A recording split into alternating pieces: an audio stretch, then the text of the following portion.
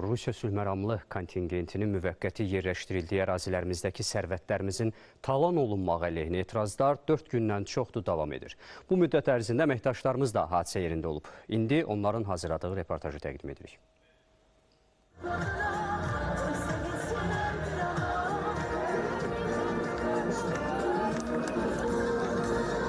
Laçın-Xankəndi yolunun Şuşadan keçən hissəsində dekabrın 12-sində başlayan aksiyalar davam edir.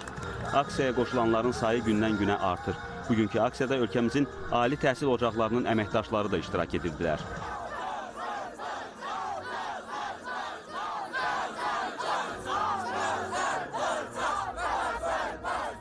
Burada həm Azərbaycan dilində, həm İngilis dilində, həm Rus dilində burada bizim ekofəallarımız şüarlar səsləndirirlər. Bizim təbii sərvətlərimizə ekofəallarımız gedə bilmir. Ekoloji mütəxəssislərimiz təbii sərvət yataqlarına ekoloji monitoring keçirməyə gedə bilmirlər. İndi biz məsələ qaldırmışıq ki, beynəlxalq arbitrajda belə burada işləyən o xarici şirkətlər haqqımızı tələb edib. Hindistanlar şirkətlər idi, Kanadada şirkətlər idi. Qanunsuz istismara qarşı ekofəalların etirazları axşam saatlarında da davam etdi. Ekoloji cinayətə son! Ekoloji cinayətə son! Azərbaycan! Azərbaycan! Ekoaktivistlərin artıq 4-cü gündür ki, bu ərazidə Şuşa-Xankəndi, Şuşa-Laçın yolu üzərində yerləşən Rus sülhməramlı kontingentinin müvəqqəti nəzarəti altında olan postun qarşısındadılar.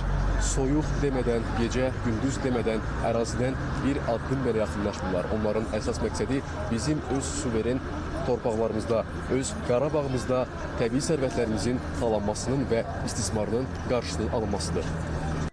Azərbaycan oldu, sərvətinə dayandı.